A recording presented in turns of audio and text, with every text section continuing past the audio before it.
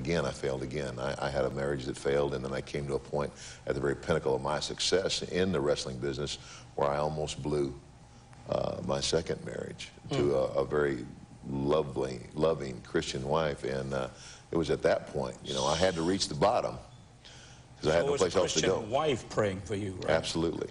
Making a difference in your life. Absolutely. As well as a number of people. Yeah. So what happened? Tell me. You know, you hit bottom. I hit bottom, the pinnacle of my success, and called home one day, was confronted by my wife on a number of issues. And a pastor who had prayed for me for 11 years, who's my best friend today, Pastor Hal Santos. And in my darkest hour, it was he that I turned to because he had invested in me. He had prayed for me and been a friend to me and showed me the love of Christ. And instead of calling any one of a number of other people, it was him that I called. Wow. That makes a big difference. Yeah. And he arranged for us to meet, and he picked me up at the airport and took me to face my wife in his house about 30 minutes away. And on the way, he said, I was at a place, what do I do? What do I say? All my buddies, all my wrestling friends are basically telling me to lie through my teeth. I was being confronted on a number of issues, you know, unfaithfulness to my wife and drugs, alcohol, the whole 9 yards. And Pastor Hal said, Ted, he said, the truth will set you free. He said, Jesus didn't say it would be painless. He didn't say that it wouldn't come without a cost. He said there's a consequence to sin. He said your wife might leave you. You might lose everything. He says, but know this, that God will forgive you. And Jesus will give you a peace in your life and your heart that you've never had. And I knew that, Steve, from my faith in God as a childlike faith in God. And this man knew my story, and he reminded me of that. He said, remember how God took care of you when your father died and your mother was an alcoholic, and everybody at school was telling you that you'd never be a collegiate athlete, and you trusted God then. Trust him now like you trusted him then. It's the hardest thing I ever did because I had to confess some pretty horrible stuff. But I trusted him that day, and the fruit of that is a restored marriage, a restored life. And way beyond that, you know, I tell ladies all the time, I'm still married because of my wife's faith in God.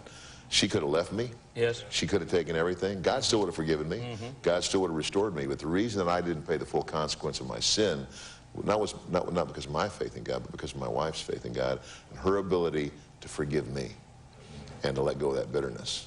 So that particular day, that one day, you got on your knees, you gave your life. You got on your knees. Absolutely.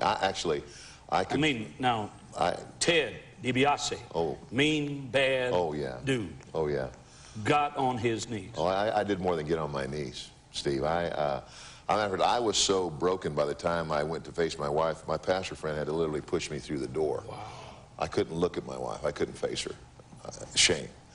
But 2 days later, we went to a youth conference with this same pastor friend of mine. He put a book in my hand that I recommend to every man, written by the late Dr. Edwin Lewis Cole, called Maximized Manhood. Yeah, Ed Cole. And that book, I'm reading this book. Here I'm at the pinnacle of my success. I'm flying all over the world. I'm wrestling in front of thousands of people, and I have my likeness made into toys and all that stuff that comes along with the deal. I'm riding that big wave, and I'm reading this book about character, integrity, being a servant to my wife and my family, and I'm just getting lower and lower and lower, and I fail. And then God spoke to my heart, and he said, Ted, he said, you were a bigger man when you were 15 years old, when you trusted me and you didn't cave into the peer pressure.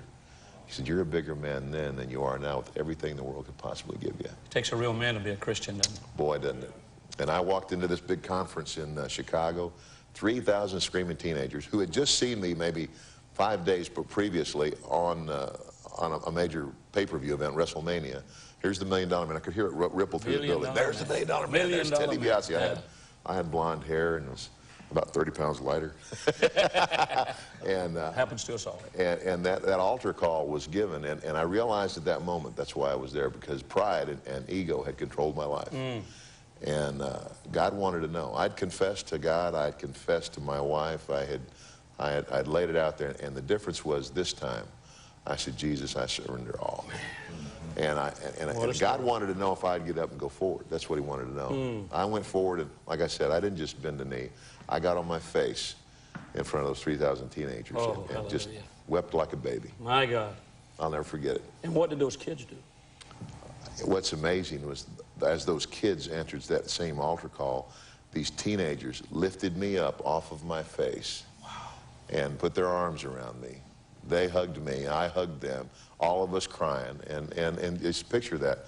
No more $1 Million Man, no more big celebrity, just, you know, all children of God.